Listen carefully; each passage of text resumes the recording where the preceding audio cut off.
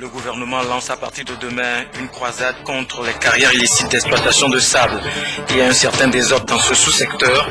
Le ministère des Mines va procéder à la fermeture de certains sites dont l'exploitation ne respecte pas les normes environnementales. Les adieux du peuple hébreu à Ariel Sharon, l'ex-premier ministre israélien, est décédé hier après 8 ans de coma. Sa dépouille est exposée à la Knesset pour les hommages de la nation. Il sera inhumé demain. Le 20e anniversaire de la dévaluation du franc CFA réveille de vieilles interrogations. À quand la compétitivité soutenue des économies africaines tant annoncée avant cette mesure? Et jusqu'à quand le franc CFA sera-t-il arrimé à l'euro? Voilà pour le sommaire. Bonsoir, bienvenue pour cette édition. Mais avant de développer cette titre, sachez que selon un communiqué rendu public par le gouvernement, la journée du 13 janvier n'est pas fériée. Chacun vaquera à ses activités habituelles, mais dans le recueillement. Après l'eau minérale, les carrières de sable, quelques jours seulement après avoir engagé une offensive contre les fabriques illicites de production d'eau de consommation, le gouvernement ouvre un nouveau front. Celui-ci est motivé par un souci de protection de l'environnement. À partir de demain, les sites d'exploitation anarchique du sable de construction seront fermés par le ministère des Mines. Les agents de contrôle vont descendre sur le terrain. Robert Potobé à Dinaré firme.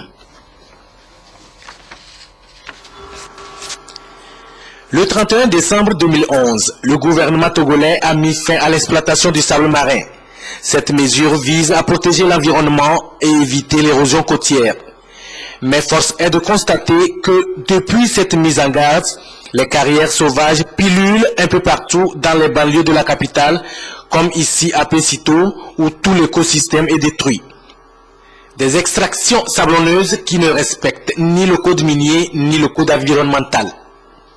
Ces carrières ne respectent pas le cadre environnemental, le code minier, et donc lorsque les populations exploitent ces carrières, elles abandonnent le site et vous pouvez vous-même constater sur le terrain qu'il y a un certain nombre de trous et dans la période des pluies, ces trous sont remplis d'eau, entraînant évidemment un certain nombre de maladies et autres, et même des risques pour les populations elles-mêmes.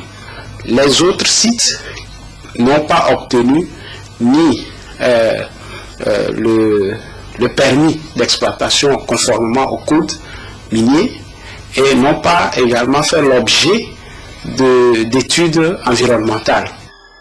Des actions sont donc nécessaires pour rendre effective la décision. Pour l'heure, le gouvernement tente de jouer au dialogue pour mettre fin à ces désagréments. Notre objectif, ce n'est pas de sanctionner des gens. En fait, il faut que tout le monde soit sensibilisé sur le problème environnemental que pose l'exploitation de manière sauvage de ces carrières. Et nous avons prévu que les personnes qui exploitent ces sites, que nous puissions d'abord les sensibiliser sur le terrain, on les chasse des sites, et les camions qui vont prendre ce sable, nous allons retourner ces camions sur le site pour reverser le sable au niveau de ces carrières. Et c'est le lundi 13 janvier 2014 que débutent les contrôles de l'effectivité de la fermeture des carrières non autorisées. Seuls les sites de Dalavé et de la Société africaine de dragage de baies seront restés ouverts à l'exploitation. Les populations s'approvisionnent à partir du sable des sites de Dalavé. Également, il y a une société privée qui a démarré l'exploitation de sable lagunaire au niveau de la lagune de Baie, et cette société aussi est en train aujourd'hui d'approvisionner la population en sable de construction. Fini donc l'exploitation du sable marin et siliceux des carrières sauvages. aussi remonter contre les pratiques néfastes et dégradantes pour les femmes. Il est suivi dans cette démarche par certaines organisations de la société civile. Il y a un an, une déclaration officielle d'abandon de l'excision au Togo a été proclamée à Sokodé, mais le comité interafricain sur les pratiques traditionnelles reste sceptique. Le réseau entend maintenir allumée la flamme de la vigilance pour éventuellement démasquer des poches clandestines de résistance. En Afrique subsaharienne, plus de 30 millions d'enfants et 120 millions de filles subissent des mutilations génitales. Et au Togo, une femme sur 5 dans la tranche des 27 ans est excisée. Ces mutilations génitales féminines portent atteinte à l'intégrité féminine et psychologique de la femme et de l'enfant. Le gouvernement togolais a pris des mesures idoines à travers l'adoption de la loi numéro 98/016 du 17 novembre 1998 en vue d'éradiquer ce phénomène. Le CIAF Togo, Comité interafricain sur les pratiques traditionnelles, s'engage également à combattre ce fléau. Il y a un phénomène qui n'est pas nouveau, mais qui ressurgit. Il s'agit des mariages précoces. Des mariages précoces et ou forcés, parce que souvent arrangés sans le consentement de la fille. Le comité mondial du CIAF a jugé bon éradiquer totalement ces deux pratiques néfastes à la santé de la femme et des enfants. Nous allons nous adresser aux exciseuses même qui pratiquent l'excision. Nous allons les sensibiliser, mais nous irons au-delà de la sensibilisation simple. On va les reconvertir pour les activités génératrices de revenus parce qu'elles disent que l'excision leur apporte un petit pécule et elles vivent de ça. Les mutilations génitales féminines ont différents effets néfastes sur la santé de la femme tels l'infection au VIH, les affections chroniques suivies parfois de décès et des traumatismes à vie. Le CIAF Togo entend mener une campagne de sensibilisation sur les méfaits de ces pratiques néfastes et désuètes afin de toucher le plus grand nombre d'acteurs concernés. Cette croisade sera surtout renforcée au niveau des poches de résistance et des milieux clandestins afin d'obtenir les résultats escomptés. La satisfaction des femmes de Bichabé dans la préfecture de Bassar, elles n'iront plus loin pour accoucher. La localité dispose désormais d'une maternité. C'est une œuvre de l'ONG Born Fonden. Nestor Mouzou. La coupure du ruban symbolique a permis aux autorités de la préfecture de Bassar et à la population de Bichabé de visiter la nouvelle maternité de la localité. Ça va décongestionner d'autres bâtiments.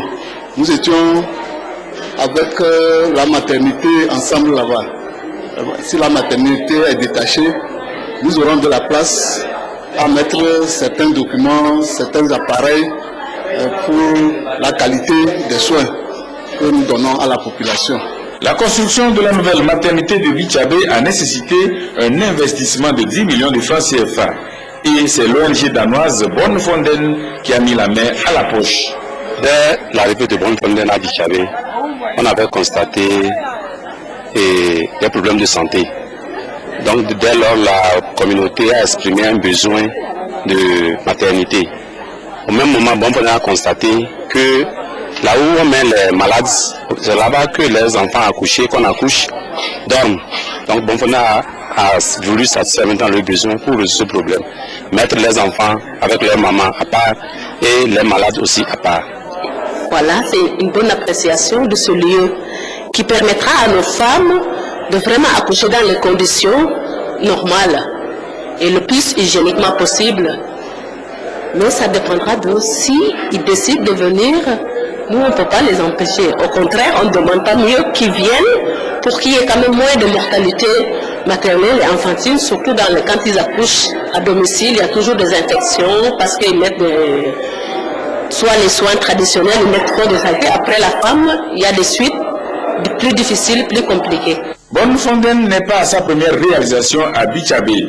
Cette ONG accompagne la localité dans son développement depuis plusieurs années. Les porte-paroles lui ont témoigné toute la reconnaissance de Bichabé pour tout ce qu'elle fait en sa faveur.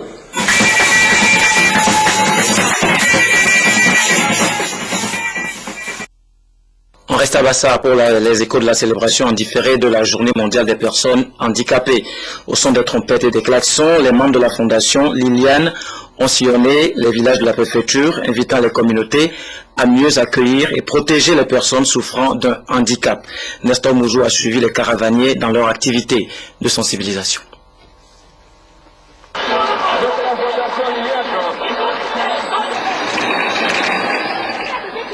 Cette caravane, à travers les artères de la ville de Bassar, est une manifestation pour commémorer la Journée internationale des personnes handicapées.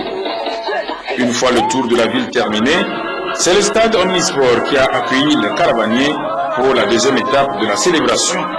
Célébration à l'actif du réseau central des intermédiaires de la Fondation Liliane. Les initiateurs ont insisté sur le fait qu'il est temps d'ôter les barrières pour la promotion d'une société inclusive et accessible pour tous. Nous avons choisi de célébrer cette journée aujourd'hui dans la préfecture de Bassar pour rehausser l'image de la personne handicapée afin de briser, afin d'ôter cette barrière de regard négatif que la société a des personnes handicapées comme de bon n'a rien. Le handicap concerne tout le monde. Nous tous, nous sommes des personnes handicapées potentielles et nous devons donc préparer notre société pour qu'elle soit inclusive, pour être accessible à tous, pour que si demain, nous-mêmes, nous devenons une personne handicapée, que nous puissions être acceptés au sein de la société. La Fondation Liliane, qui a apporté son appui à cette célébration de la Journée internationale des personnes handicapées, est une organisation basée en Hollande. Elle existe au Togo depuis 1980. La fondation porte le nom de la fondatrice, qui est Liliane, une femme hollandaise qui, dans un hasard, a rencontré un enfant handicapé, une fillette, qu'elle a aidée. Et dans son étonnement, elle ne s'attendait pas à ce que la fille reprenne ses activités. Et ça a été effectif et elle s'est dit, la chose est possible. Donc, étendons les activités. Et elle a sensibilisé des amis qui l'ont aidé à mettre sur place un fonds qu'elle dispatche dans le monde pour aider les personnes handicapées. Et la chose est partie depuis les Pays-Bas et a dépassé les frontières jusqu'à nous, ici au Togo. Sur place, les personnes vivant avec un handicap ont produit un sketch illustrant les potentialités dont elles disposent. Toujours au chapitre social, les réfugiés ivoiriens logés sur le site de l'ex-hôtel Tropicana à Vepozo sont désormais dotés d'un centre d'écoute. Leurs préoccupations concernant la santé de reproduction et la prévention des IST, VIH-Sida y seront prises en compte. C'est une initiative du ASR Nancy Chana, Christine Pétekialdé. Un nouveau centre d'information est désormais disponible sur le site des réfugiés d'Avepozo. Un cadre idéal où les réfugiés peuvent s'informer sur la santé de la reproduction et les mesures de prévention contre les IST, VIH, SIDA. Les pères éducateurs formés à cet effet vont sensibiliser leurs compatriotes à adopter des comportements responsables. Dans ce centre, nous serons encadrés par les membres du ACR, mais aussi des médecins et des pères éducateurs. Nous avons pour but de parler des conséquences du sida, des IST, mais aussi de prévenir les grossesses non désirées. Ce centre d'écoute émane du Haut Commissariat des Nations Unies pour les réfugiés en collaboration avec l'ATBF pour réduire les risques de contamination sur le site et ses environs. Ce centre de formation sera équipé de matériel audiovisuel, de documentation riche, bien fournie pour le IST et le VIH-Sida et la planification familiale, et également d'un personnel compétent, permanent, qui est là pour donner des réponses à toutes les inquiétudes des jeunes réfugiés et environnants. Avec l'afflux de certains réfugiés qui ont été installés sur le site d'Avepozo, nous avons décidé de mener une campagne pour cibler certains groupes vulnérables, notamment les jeunes, qui très souvent sont plus ou moins abandonnés et qu'on ne prend pas souvent en compte quand on fait des programmes spécifiques liés à la santé reproductive ou bien à la question des problématiques de VIH ou bien de maladies sexuellement transmissibles. Il y a également eu un arrangement pour qu'on mette en place un centre d'information qui sera ouvert à tout moment pour tous ces jeunes-là qui souhaiteraient peut-être avoir des informations ce qui concerne ces problèmes liés à la santé reproductive, aux maladies sexuellement transmissibles ou bien au VIH. On ne va pas nous arrêter là, on va continuer à travailler avec les partenaires, que ce soit l'ONU-SIDA, que ce soit l'UNFPA, que ce soit l'OMS ou même PLS pour essayer de pérenniser ces actions. Après plusieurs vagues de rapatriement des réfugiés, le camp d'Avepozo abrite encore bon nombre d'Ivoiriens. En attendant d'en savoir plus sur leur départ éventuel, l'État togolais et le HCR se préoccupent de leur état de santé. À présent, un réfugié assez spécial, Michel Diotodia, l'ex-président centrafricain, a été accueilli à Cotonou par les autorités béninoises pour son exil. Pas du tout surprenant puisque son épouse est béninoise. Écoutons Nassirou Arifari Bako, le ministre béninois des Affaires étrangères. A accepté de recevoir Monsieur Michel Diotodia, président démissionnaire de la transition en Centrafrique, à la requête des chefs d'État et de gouvernement de la communauté économique des États de l'Afrique centrale. L'intéressé, comme vous le savez, est marié à une béninoise et donc est arrivé au Bénin, chez lui, plus ou moins. Le président démissionnaire, comme vous le savez, son accueil par le gouvernement béninois s'inscrit dans le cadre de la contribution du Bénin à la recherche de la paix, de la stabilité et de la sécurité dans ce pays frère. Et pour avoir déployé des troupes en Centrafrique, le gouvernement ougandais doit rendre compte à son peuple. Les députés ont réclamé et obtenu des explications sur cette opération en territoire étranger, d'autant plus que les rebelles de Riek Machar accusent le président Museveni de parti pris au profit de son collègue Salva Kiir. Cette table, des parlementaires ougandais venus demander des explications au gouvernement. Ils accusent le président Museveni d'avoir déployé des troupes au Soudan du Sud sans l'autorisation du Parlement. Les échanges sont vifs. Les députés, dont certains sont issus de l'opposition, affirment que l'armée est impliquée dans les affrontements. La réponse du chef d'état-major des armées ougandaises à la commission défense et sécurité est sans équivoque. Il affirme que les forces spéciales présentes au Soudan du Sud ne sont là que pour protéger et évacuer les ressortissants ougandais. Nous n'avons pas engagé de troupes dans de récents combats et je ne pense pas que l'on en arrive là. Par contre, si l'opposition était menacée ou en danger, alors nous pourrions être amenés à riposter. Mais aujourd'hui, nous n'avons aucune troupe engagée dans les combats. Ces explications ne sont pas convaincantes, en tout cas aux yeux des rebelles de Riek Machar, qui s'opposent au président sud-soudanais Salva Kiir.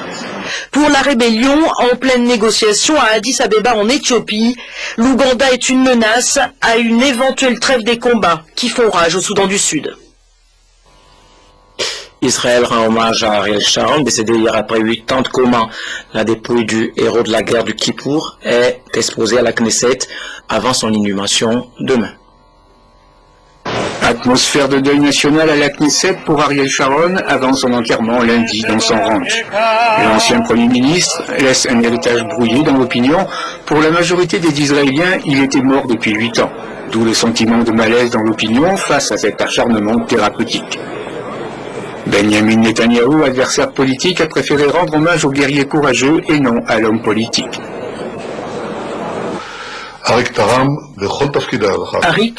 Ariel a contribué à la sécurité de l'État. Il l'a fait parce qu'il savait que le peuple juif doit être en mesure de défendre le pays, non seulement par ses propres moyens, et pour lui-même. Sa mémoire restera dans le cœur de la nation. Héros de la guerre du Kippour en 1973 pour les Israéliens, criminel pour les Palestiniens, qui sont descendus dans les rues pour célébrer le décès de Sharon. Certains regrettent qu'il n'ait pas été jugé pour le massacre de Chabra et Shatila au Liban en 1982. Nous avons eu 3 morts dans le massacre. Mon fils, mon mari et le fils de mon beau-frère. Voilà les photos. Nous avons souffert durant 32 ans. Lui a souffert pendant 8 ans, dans le coma. Seulement j'aurais aimé qu'il souffre encore 10 ans de plus. Il n'y a rien que l'on puisse faire contre la volonté de Dieu. Aux États-Unis, le président Barack Obama et ses prédécesseurs Bill Clinton et George Bush ont salué la mémoire de Sharon. Seul le vice-président Biden sera présent aux obsèques. Le faucon devenu colombe, bien que vivant, n'aura rien su de l'élection d'Obama, de la mort de Kadhafi et de Mandela. Il sera enterré auprès de Lily, sa seconde épouse, dans leur ranch familial, dans le sud d'Israël, non loin de la frontière avec Gaza. Économie, la dévaluation du franc CFA souffle ses 20 bougies. 2 décennies après cette mesure annoncée comme salutaire pour les économies africaines, le miracle n'a pas eu lieu. La croissance soutenue et la compétitivité de ces économies tant promises sont restées un vœu pieux. Alors, cet anniversaire relance le débat à divers niveaux. Faut-il créer une monnaie unique dans la zone franc et faut-il mettre fin à l'arrimage des économies africaines à l'euro? Autant de questions que se posent les économistes africains. 11 janvier 1994, 11 janvier 2014. 20 ans déjà que sous la pression du Fonds monétaire international et de la France, le CFA, cette monnaie commune à 14 États membres de la zone franc, était dévaluée de 50%. Pour ses promoteurs, cette dévaluation se justifiait par la volonté de rétablir la compétitivité des économies de la zone franc, de rééquilibrer les balances commerciales et de relancer la croissance. Mais cette thérapie monétaire n'a pas produit les résultats escomptés. Et 20 ans après, des questions se posent sur l'opportunité pour les États membres de la zone CFA de rester encore arrimés au franc français et à l'euro aujourd'hui. Les banques centrales africaines sont des banques qui sont contrôlées par la France, par le mécanisme de compte des opérations. La France assure la convertibilité ad vitam aeternam du CFA, mais en contrepartie, elle réclame pour le compte de l'UEMOA 50% des réserves en devises. Et cet argent, cette liquidité monétaire aujourd'hui qui est quelque part dans le compte du Trésor public français, sont estimés à plus de 3 000 milliards de francs CFA. Et c'est de l'argent comptant qu'on peut toucher. Dans un tel contexte, l'idée d'une monnaie commune fait son chemin. Les chefs d'État et de gouvernement réaffirment leur volonté politique pour la création d'une monnaie unique en Afrique de l'Ouest, ainsi que leur attachement au programme de coopération monétaire et à la feuille de route adoptée à cet effet. Mais pour autant, les économies de la zone CFA sont-elles suffisamment compétitives pour courir le risque de mettre fin à leur arrimage à l'euro? L'Afrique, en tout cas l'UEMOA, la CEMAC, ont toutes les opportunités, les ressources humaines, l'expertise pour battre la monnaie. Ce qui reste aujourd'hui, c'est la volonté politique qui doit être affirmée pour pouvoir permettre à ce que nos pays retrouvent pleinement leur souveraineté. Avoir les instruments de sa souveraineté monétaire, c'est le défi lancé aujourd'hui aux États du continent. En attendant la matérialisation de ce vœu, la convertibilité à parité fixe du franc CFA reste encore garantie par l'Hexagone. D'autres nouvelles brèves sur le continent, référendum en Égypte, élections à Madagascar et en Afrique du Sud, puis manifestations populaires en Mauritanie. À 2 jours du référendum sur la nouvelle constitution égyptienne, le chef de l'armée, le général Sissi, a appelé les Égyptiens à voter massivement pour le oui. Ce vote s'apparente de plus en plus à un plébiscite. Le nouvel homme fort du pays a déclaré samedi qu'il se présenterait à la présidentielle prévue en 2014 si l'armée soutient sa candidature. La commission électorale malgache a proclamé vendredi les premiers résultats provisoires des élections législatives. Les partisans du président de la transition, Ange Radzoel, obtiendraient au moins 53 députés à l'Assemblée malgache, ce qui n'est pas suffisant pour obtenir la majorité absolue fixée à 76 députés. La mouvance de Jean-Louis Robinson, proche de l'ancien président déchu, Marc Ravalomanan, arriverait en 2e position avec environ 30 députés. La soixantaine d'élus restants se répartiraient entre plusieurs petits partis ou candidats sans étiquette. Selon la loi malgache, le Premier ministre doit être issu du parti majoritaire au Parlement. Des subtils jeux d'alliance vont pouvoir commencer. Le président sud-africain Jacob Zuma a lancé samedi la campagne des élections générales prévues pour le printemps prochain.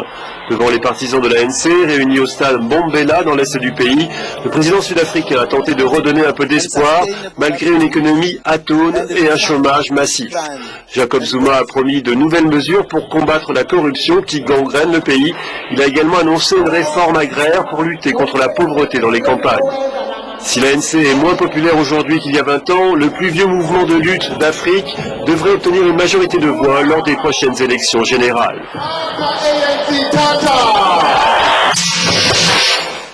Rassemblement samedi devant le siège de l'ONU à Nouakchott pour réclamer la libération de 2 détenus mauritaniens emprisonnés à Guantanamo. Une initiative qui se répète tous les 11 janvier, journée dédiée aux détenus politiques. Il s'agit d'Ahmed Ould Abdelaziz et Mohamedou Ould Slahi, tous deux emprisonnés depuis 2002. La Mauritanie, pays à forte majorité musulmane.